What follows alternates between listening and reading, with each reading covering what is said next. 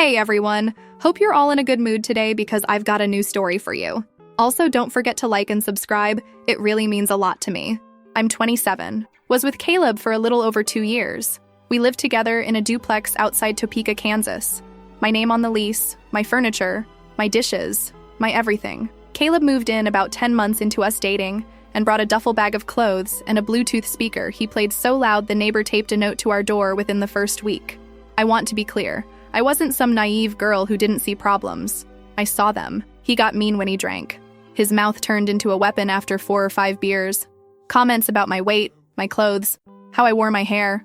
But the next morning he'd act like nothing happened, and if I brought it up he'd tell me that he was joking, that I need to learn to take a joke. His family is big. Mom Nancy has 5 kids. Caleb's the middle one. Cookouts every other weekend in the summer at Nancy's place. Big backyard, fire pit, a shed his grandpa built that's falling apart but nobody tears down. His sister Hallie is one of those people who says the most brutal thing possible then goes, "Oh, I'm just being honest." She'd comment on what I ate, told me once loud enough for 3 people to hear that I should try some cleanse from TikTok because it worked miracles for bloating. I looked at Caleb and he stood there with his beer like he didn't hear anything. His brother Edwin avoids conflict like it's his actual profession. Hallie's husband Richard is decent, awkward, really into fishing, doesn't say much, but at least he was never cruel. Richard co-signed Caleb's credit card because Caleb's credit is trash. Richard didn't want to do it, but Hallie pushed and Richard does what Hallie says. That detail matters later. Here's the family dynamic. Caleb contributed the least, but got the most support. Nancy paid his car insurance. Edwin got him his gig because Edwin knew the guy running things and vouched for him. Richard was on the hook for his credit. Everything in Caleb's adult life was held together by other people, and every single one of those people was at that cookout. The cookout. Early August. Nancy's birthday weekend so bigger than usual. 25 people. Aunts, uncles, cousins, neighbors. Caleb had been drinking since about 1 in the afternoon. By the time the sun went down, he was in that mean drunk where his eyes get hard and his jaw gets tight and you can tell he's looking for a target. It started before the main thing. I was near the food table talking to his cousin Juliana. She's maybe 19, sweet girl. And Caleb walked up behind me, put his arm around me way too tight, and started going on about how I'd gained weight since we moved in together and how he needed to start hiding the snacks. Juliana tried to change the subject. Caleb told her, "Oh, come on, I'm joking. She knows I'm joking, right, babe?" He squeezed my arm and waited for me to agree. I pulled my arm away and told him to stop. About 20 minutes later is when the real thing happened. I was sitting at a plastic folding table near the fire pit. Caleb walked up behind me, grabbed my jaw with one hand, and physically turned my head toward the main table where his family was sitting. Look at her. Fat, ugly, desperate. I'm the best thing that will ever happen to you, and you know it. I tried to stand up, put my hands on the table to push myself up, and he shoved me back down into the chair. Then he picked up his beer, almost full tall can, and poured it over my head, down the back of my neck, soaking into my shirt, dripping off my chin. And while it was running down my face, he leaned down and said, "Your own father left you. What makes you think anyone else would stay?" Then he laughed. Looked around at his family like he expected them to laugh too, like this was his show. Nobody laughed, but nobody said stop. Nancy looked at her plate. Hallie had her phone out. Edwin turned his back at the grill. His aunt walked inside carrying a baby. Juliana left the backyard completely. The cousin I'd been talking to got up and moved tables. After the beer, after the laugh, he wasn't done. He sat down in the chair next to me, pulled it close, put his arm around my shoulders like we were a happy couple, and started talking to the table like nothing happened. He was telling some story about something at work, laughing, drinking from another beer someone handed him, and his arm was still around my wet shoulders, and he kept squeezing, pulling me into him like he was daring me to make a scene. Like the performance was him showing everyone that he could do whatever he wanted to me, and I'd still sit there. I sat there for maybe 10 seconds with his arm around me and beer still dripping off my face, and then I lifted his arm off my shoulders, stood up, wiped my eyes with the back of my hand, and smiled at him. Because in that exact second, I was completely clear. I was done with this man forever, and he had no idea what was coming. Because here's what Caleb didn't know, what nobody in that family knew. I'd spent 2 years living with this man. 2 years hearing things, seeing things, watching things that his family had no clue about. Things about how he really felt about each of them. Things he did when nobody was looking. Things I kept quiet about because I thought that's what a good girlfriend does. You protect your partner's image even when they don't deserve it. But that was before he grabbed my face and poured beer on me and threw my absent father in my face while his whole family watched and did nothing. After that night, I didn't owe him protection anymore. I didn't owe any of them protection. I walked out through the side gate, Got in my car with beer soaking into the driver's seat and drove home. Called my mom, Charlotte. I told her everything. Every word, every detail, every person who watched. She asked one question: is he there or still at the cookout? I told her he was still there. She said she was getting in her car. She lives in Wichita, about 2 hours. Charlotte is not the hand-holding type. Before she hung up, she asked whether the lease was in my name alone, whether Caleb had any legal claim to anything in the duplex, and whether I had somewhere to go if needed. I told her the lease was mine. Everything was mine, and I was not going anywhere. She said good. My mom got there around 11. Caleb wasn't home. She walked in and immediately started pulling his clothes out of the closet and stuffing them in black contractor bags, grabbing handfuls and shoving. I asked what she was doing, and she looked at me like I asked a dumb question. What does it look like his stuff is going on the porch? I said maybe we should wait, figure out the legal side. She said his name isn't on the lease. His name isn't on anything. He can pick up his bags tomorrow, or they'll be there when the rain comes. We bagged everything: clothes, shoes, speaker, bathroom stuff, random cables, all of it onto the front porch. My mom found a half-empty whiskey bottle under the bed and poured it down the kitchen sink. Caleb showed up around 1 in the morning. His truck, busted muffler, impossible to miss. And then silence for a minute, probably staring at the bags. Then the door handle. Then harder. Then banging. I'd locked the deadbolt and the chain. My mom was sitting at the kitchen table. He started yelling through the door. "Let me in. This is my house too. What is going on?" Went around to the back door, tried the windows, called my phone twice, then the texts. Confused first. "What are you doing? Why is my stuff outside? Let me in so we can talk." Then angry. "You're overreacting. It was a joke and you know it." Then cruel. "This is why nobody wants you. This is why your dad left. You're impossible to love." Then an hour later, "Baby, please, I was drunk. I didn't mean it. I have nowhere to go." He left eventually, probably Nancy's or Edwin's. My mom slept on the couch. Next morning, she made eggs and we sat at the kitchen table and she asked me what I wanted to do. And I told her I wanted every person who sat in that backyard watching what he did to me to find out exactly who they've been protecting. Every lie he told about them behind their backs. Everything he did that they don't know about. 2 years of keeping his secrets. For what? So he could pour beer on my head in front of his mother. My mom said, "Okay, tell me what you know." And y'all, I knew a lot. 2 years of living with someone, hearing their phone calls with his buddy Sam, watching his habits, listening to how he talked about every single member of his family when they weren't around. Different things about each of them. Specific things. Things that would hit each person differently because they were personal. But I'm not telling you what those things are yet. Because the order I delivered this information, person by person, and what happened after each delivery, that's the actual story. And it's coming in the next update. What I will tell you is my mom and I sat at that table for close to 3 hours going through it person by person, Nancy, Edwin, Hallie, Richard, figuring out what each of them didn't know, what would matter most to that specific person, and when to use it. Before we got to any of that though, Caleb came back the next afternoon. My mom was still there. He knocked normally this time. Started talking through the door. Sorry, he'd been drinking too much. What he said was horrible. I opened the door, stood in the door frame with my arms crossed, my mom visible behind me at the table. He saw Charlotte and his whole energy shifted. Wasn't expecting her. Tried to adjust. "Oh, hey, Charlotte, didn't know you were visiting." And my mom cut him off. She told him she wasn't visiting. She was here because her daughter called her soaking wet with beer because her boyfriend humiliated her in front of 20 people. And nobody in his family said a word. Caleb tried to redirect. "Oh, it wasn't like that. People are blowing it out of proportion. I was wasted and said some dumb stuff, but it wasn't that serious." I stopped him. I told him, "Don't stand here and tell me it wasn't serious. You grabbed my face, you shoved me, you poured beer on my head, you sat back down next to me with your arm around my wet shoulders and acted like nothing happened. You laughed and looked around, expecting your family to laugh with you. You brought up my father, in front of your entire family, and every single one of them let it happen. Which part isn't serious, Caleb? Tell me which part." He tried splitting it into smaller pieces so each one sounded less bad.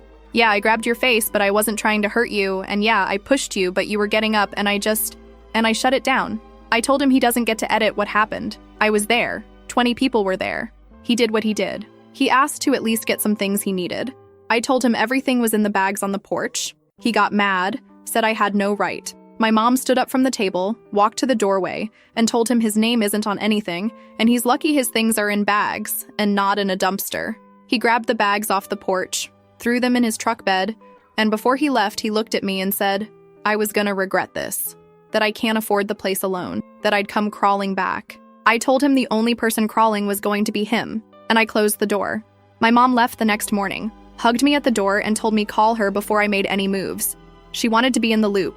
I had enough to dismantle every relationship that man depended on. This is already way too long, and I haven't gotten to the actual fallout. Part 2 is where I start delivering the truth one by one. Nancy texted me 2 days after the cookout, and what she said set the tone for everything. Why do the loudest men always have the least going on? Like, this man can't even get a credit card by himself, but he's got the confidence of a CEO at a board meeting. His mom's paying his insurance. His brother got him his job. His brother-in-law is co-signing his whole financial existence, and he's the one walking around acting like he's the prize? Dude, you are a group project and everyone else is doing the work. Sit down. And every girl knows a Hallie. Every girl. The one who will look you dead in your face and say something so nasty your jaw hits the floor and then go, tee-hee, I'm just honest, I say it like it is. No, you don't. You say it like it's mean, and you get away with it because everyone in your family is too scared to tell you to shut up. These women are never honest about nice things. Never. It's never, wow, your hair looks amazing. It's always, have you tried that cleanse from TikTok? Girl, have you tried closing your mouth from TikTok, because that would work miracles for all of us. Update. First of all, the response to my original post was insane, and I love every single one of you. Okay, so a lot happened, and I need to go through it carefully because the order matters. Everything I'm about to tell you happened over about 3 weeks, and each piece fed into the next one. 2 days after the cookout, Nancy texted me. I need y'all to understand what this text said because it determined how I handled everything after. She didn't ask if I was okay, didn't apologize, didn't acknowledge what her son did at her birthday party in her backyard. She texted to tell me Caleb was staying at her house, that he was very upset, and that I needed to think about whether I really wanted to throw away a 2-year relationship over one bad night. She said couples go through rough patches, and this is where I show what I'm made of. This woman was sitting 4 feet away when her son grabbed my face and poured beer on my head. And 2 days later, she's telling me to show what I'm made of. I didn't respond right away. Went to work, sat with it all day, because I knew how I responded to Nancy was going to set the direction for everything. If I went off on her, she'd use it as proof I was the dramatic one. If I said nothing, she'd take it as agreement. I needed a third option. I texted her back that evening, short and direct. Told her what happened at the cookout wasn't a rough patch.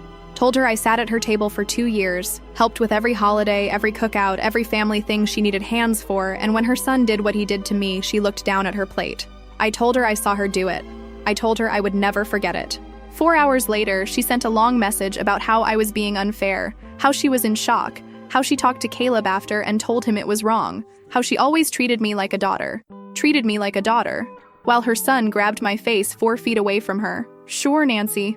I told her exactly that. If that's how you treat a daughter, your daughter should be worried. And I told her this conversation was between me and her, not about Caleb, because what she did was its own betrayal. That's when Nancy told Hallie about our texts.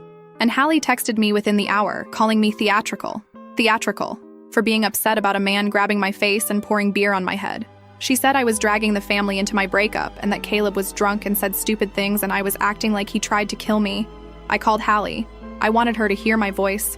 I told her I'm saying this once, so listen. Your brother grabbed my face, shoved me, poured beer on me, sat back down next to me with his arm around my wet shoulders and acted normal, brought up my dead father in front of you, and you sat there with your phone out.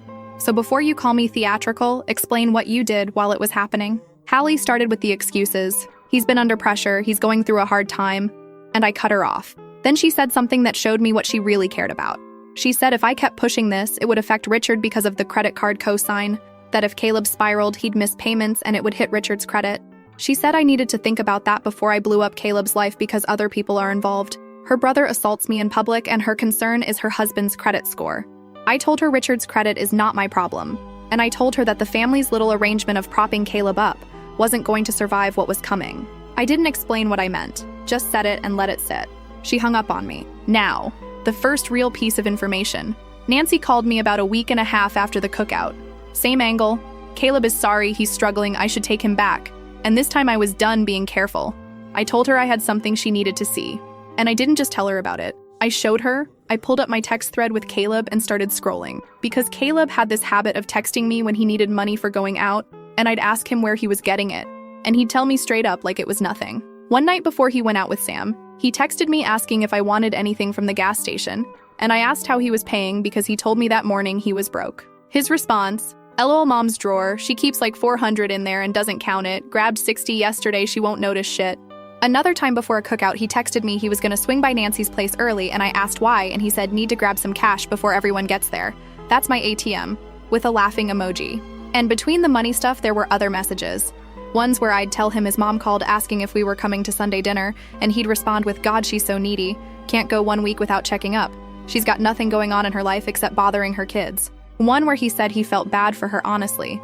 No man, no life, just sitting in that house waiting for us to show up so she feels like she matters. Another where he said the reason his father left when Caleb was 6 wasn't because his father was a bad man. It was because she was suffocating. And any man with sense would have walked out too. I handed Nancy my phone and let her read. She scrolled through maybe 10, 12 messages. His name at the top. His words on the screen. She couldn't say I was making it up. She couldn't say I was exaggerating. That was her son's name on those texts, his typing style, his little LOL and his emojis, and his casual cruelty about the woman who was still paying his car insurance at 29 years old. Nancy tried to push back at first. She started saying maybe he was joking. Maybe he didn't mean it like that. And I told her, Nancy, scroll up. Look at the dates. This isn't one bad night. This is 2 years of him telling me exactly who he is. And I asked her, when was the last time you counted the money in that drawer? Because I watched him take from it every single time we came over, and that's a lot of cookouts and a lot of Sundays. Nancy went home and checked. Juliana told me later she sat at her kitchen table counting what was in the envelope and trying to remember what should have been there. The math didn't work. Nancy confronted Caleb about it that night. He went off, screaming match in the living room, but she had the screenshots. She'd taken photos of my phone screen before she left, so when Caleb started saying I was putting ideas in her head and making things up, Nancy pulled out the screenshots and showed them to him, his own words, on his own mother's phone now. And Caleb, because this man cannot help himself when he's cornered, told her she was being dramatic over a few bucks, that it wasn't his fault she leaves cash sitting around like bait, and that if she wanted to believe his ex-girlfriend over her own son, then she was exactly as gullible as he always thought she was. That was his defense, to his own mother, looking at screenshots of his own texts, calling her gullible. Nancy put his stuff on her porch that night. Now Edwin. Edwin called me about 2 weeks after the cookout. People around Topeka were talking about what Caleb did, and it was making things awkward at Edwin's job because Edwin vouched for him. Edwin wanted to know what I was telling people. I told him anyone who asked me what happened, I tell them what happened. Then I shifted the conversation. I told Edwin I had something he needed to hear. And I didn't just tell him about it either. I sent him voice messages. Caleb used to send me voice notes all the time. After work in his truck, drunk at Sam's place, random rants when he was bored. He never thought twice about it. Never occurred to him that someone might save them. But I had them all, and I started forwarding them to Edwin one by one. The first one was Caleb in his truck after work laughing about his boss Dave, going, babe, you should have seen this dumbass today. Dave had a whole meeting about efficiency, and this motherfucker can barely spell the word. Like, bro, you're running this place into the ground, and you want me to show up on time. You could hear him cracking up at his own jokes. The second one was from a night at Sam's place. Caleb drunk and going off about Edwin specifically. My brother thinks he's hot shit because he's been kissing Dave's ass for 6 years. Like, bro, that's not a career, that's embarrassing. You're a grown man following around some loser who got the job because his daddy knew somebody, and Edwin acts like he built the place himself. I can't even look at him at family without laughing. The third one was the worst. Caleb completely loose, no filter. Edwin keeps telling me to be grateful for the opportunity. Grateful, bro. I'd rather be on the street than spend another year pretending Dave isn't the dumbest person I've ever met in my life. And Edwin's right there, next to him being his little bee. It's sad, honestly. Edwin heard his brother's voice. His actual voice. The tone. The laughing. The way he said Edwin's name like it was a punchline. This wasn't something he could argue with or say I made up. This was Caleb's mouth saying those words. Recorded and saved and now sitting in Edwin's inbox. Edwin didn't say anything for a while after the third one. Then he asked me how many more I had. I told him enough. He asked me if I was going to send these to the boss. I said I haven't decided yet. Then I asked him, Edwin, at any point in this conversation were you going to ask me if I was okay? Because so far you've asked about your job, about what I'm telling people, about whether I'm going to send voice notes to your boss. But you haven't asked once how I'm doing after your brother assaulted me in front of your whole family. He stumbled over some words and said he'd call me back. Never did. But he went to Caleb that night. And this time, Edwin didn't need to ask to see the phone or wonder if it was true. He'd heard the voice notes. He knew. He told Caleb he had 1 week to find somewhere else to stay. And Edwin stopped covering for Caleb at work. No more smoothing over late arrivals. No more making excuses when he left early. Within 2 weeks without his shield, every lazy habit Caleb had was visible. And the boss noticed. Caleb got let go. So Nancy kicked him out. Edwin kicked him out and he lost the job. 2 pillars gone. Caleb's texts to me during this whole stretch were wild. Some nights angry. This is all your fault. You're destroying my life. You're gonna regret this. Some nights desperate. I miss you. I need you. You're the only one who ever understood me. One night, he sent me 14 texts in 40 minutes, going back and forth between telling me I ruined everything and telling me he wanted to come home. That man's brain was a pinball machine bouncing between rage and begging, and he couldn't land on either one long enough to make a decision. I didn't respond to most of them, but I read every single one. Now Hallie and Richard. And this is where it gets really interesting because I teased this at the end of my last post. And I know people have been waiting. The Hallie situation is its own thing because it wasn't just about Caleb anymore. It blew open something in Hallie's own marriage that she'd been trying to keep sealed shut. And I want to give it the space it deserves because honestly, the conversation I had with Hallie on my front porch is one of the most insane interactions I've ever had with another human being. Nancy texting her about rough patches. Girl, your son is the rough patch. Your son. And you've been funding him his whole life, so honestly, this is also your rough patch because you made this. You raised a man who steals from your kitchen drawer every Sunday and you didn't even know because you were too busy making potato salad for a cookout where he humiliates women? And now you want his girlfriend to fix it? Fix your drawer first, Nancy. Hallie calling about credit scores has me dead because, girl, what? Your brother is out here being the worst human alive and you called to talk about money. Like, I know we all process things differently, but processing an assault through your husband's credit report is a new kind of unhinged that I was not prepared for today. Hallie, babe, you need to look in a mirror and ask yourself some serious questions because something is very wrong up there. Edwin, though. Edwin is the one who's making me the maddest because at least Hallie and Nancy are showing you who they are. Edwin is just standing there being nothing. He's a whole-grown man shaped like a fence sitter. He's been dodging everything his whole life, and his only skill is not being in the room when things go wrong. Edwin, you are the human version of leaving someone on red. Last update. Let me start with Hallie because I've been teasing this and y'all deserve the full story. About 3 weeks after the cookout, Caleb missed his credit card payment. He was crashing at Edwin's at that point. Edwin had given him a week but hadn't enforced it yet, and Caleb was too busy spiraling to remember that a bill existed. Richard got the late payment notification because he co-signed. And Richard, who I always said was decent, was pissed. Richard never wanted to co-sign that card. He told Hallie no when she first brought it up. He said Caleb was unreliable, that he didn't trust Caleb with money, that putting his name on someone else's credit was a stupid idea.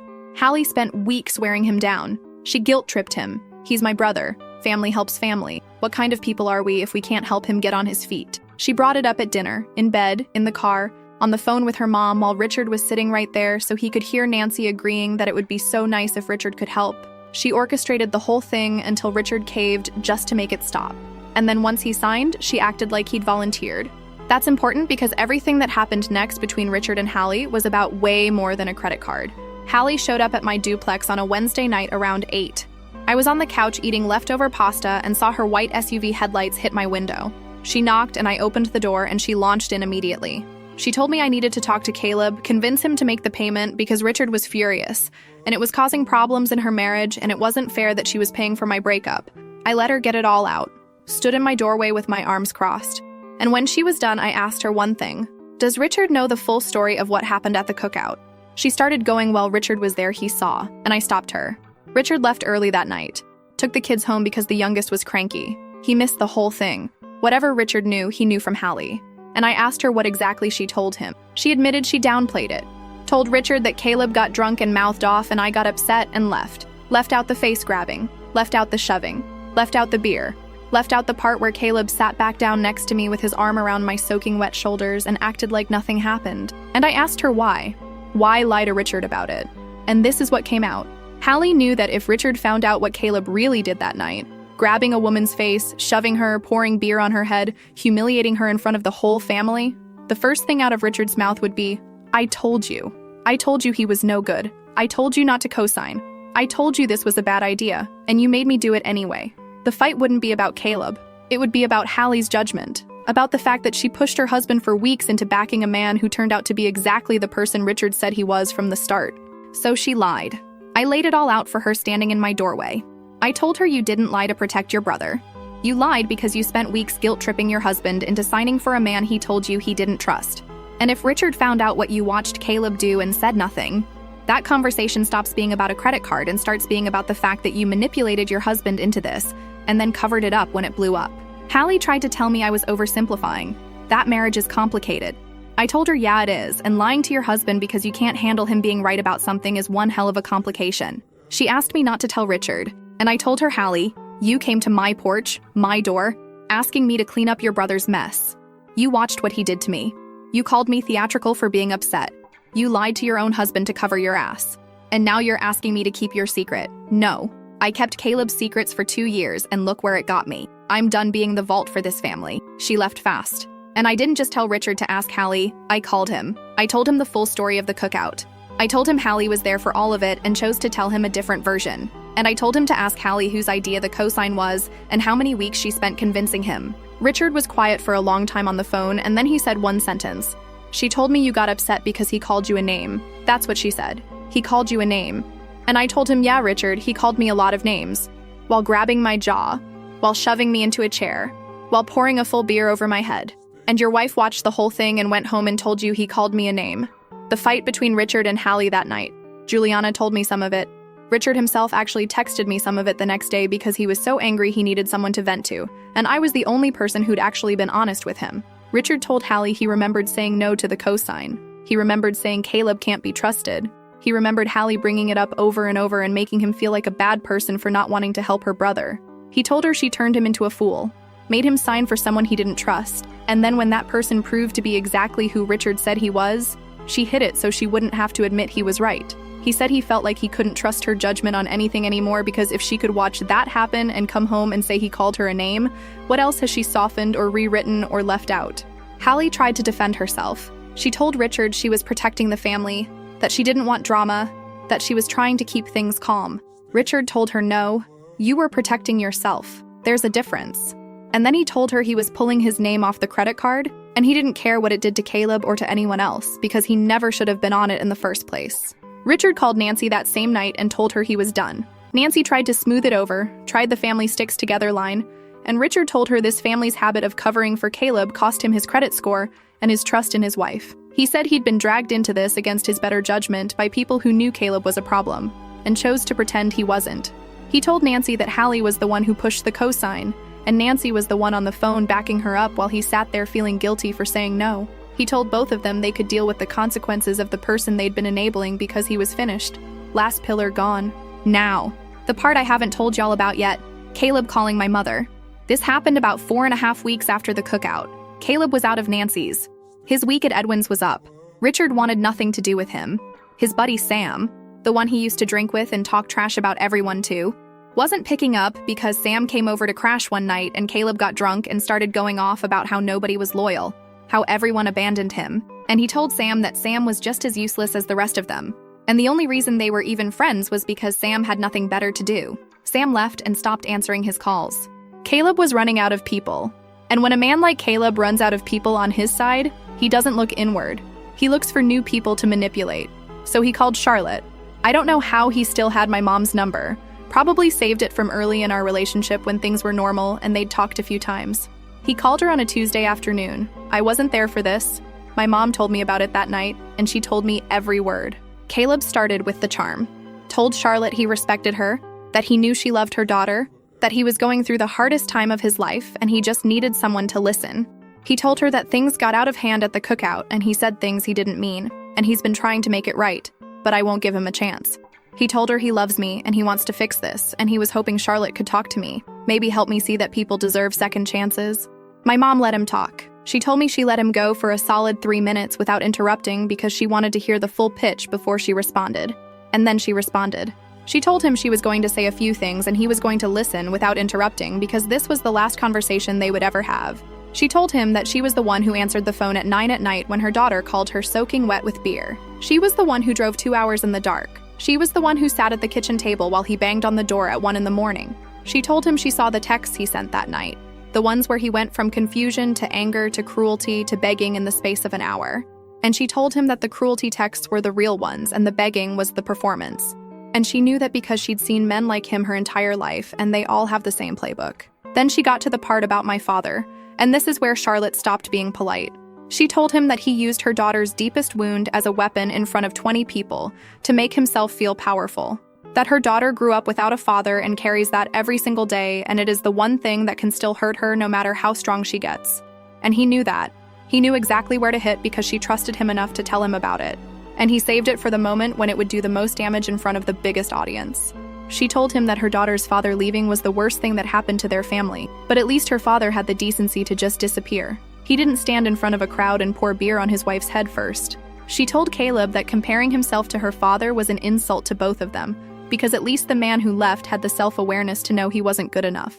Caleb thinks he is good enough, and that's what makes him worse. And then she told him that if he ever contacted her again, not her daughter, her, she would drive to Topeka herself and have a conversation with him that wouldn't be over the phone. She told him he used up his last chance the moment he opened his mouth about her daughter's father, and there was nothing left to discuss. Caleb apparently tried to get a word in, tried to say, "Charlotte, you don't understand the full." And my mom told him, "I understand completely. I understand that you are a 29-year-old man with no job, no home, and no girlfriend, who is calling his ex-girlfriend's mother asking her to fix it for him because you have run out of women to manipulate. That's what I understand." She hung up. When my mom told me about this call, I actually had to sit down. I asked her if she really said all that, and she said every word and a few more that she wasn't going to repeat. I asked her how Caleb reacted, and she said he tried to talk twice, and she talked over him both times because he had nothing to say that she wanted to hear. Caleb called me at 2 a.m. that Saturday from a gas station parking lot off the highway. I picked up because I wanted to hear it. He was in his truck. He told me he was sleeping in his truck because he had nowhere else. He asked me why I did this to him, and I told him I didn't do anything to him. I showed his mother screenshots of his own texts where he bragged about stealing from her and called her pathetic.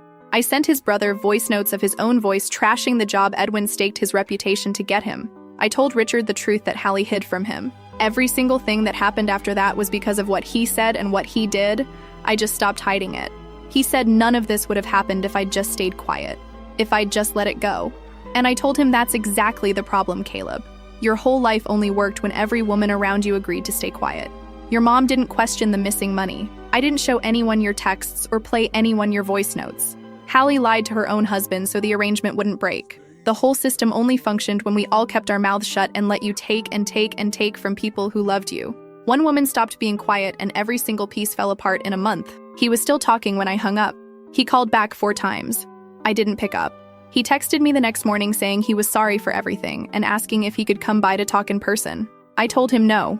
He asked again the next day. I told him no again, and that I wouldn't be telling him no a 3rd time. He texted once more after that, a long message about how I was the best thing in his life, and he threw it away and he knows that now. Last thing, Juliana texted me a few days ago. She said Nancy, Edwin, and Hallie had a family dinner without Caleb for the first time. She said it was quiet. She said nobody mentioned his name, but everybody was thinking about him. She said Hallie and Richard came separately and left separately. I didn't respond to that text because I didn't know what to say. That's their family. That's it. That's the whole thing. Thanks for reading all of it, y'all. Stay petty, stay loud, and never keep quiet for a man who wouldn't even keep his hands off your face. The fact that this man ran out of every single person in his life in 1 month is proof that his entire existence was held together with tape and favors and women who were too tired to argue. Like it took one person saying no for the whole thing to collapse like a souffle in an earthquake. That's a Jenga tower, and every block was someone else's patience, and him calling her mom, after everything. I cannot get over this because it means he went through his entire phone, scrolled past every contact, got rejected by every single person he knows, and at the very bottom of the barrel he went, "You know who might help? The mother of the woman I poured beer on." The absolute circus that must be happening in his brain for that to seem like a good idea. Like, dude, if this is your best move, you have no moves left, and you should probably just sit in your truck and think about your life choices, which is literally what ended up happening, so at least we got there eventually. Oh, anyway, that's the story. Love you guys. See you in the next one.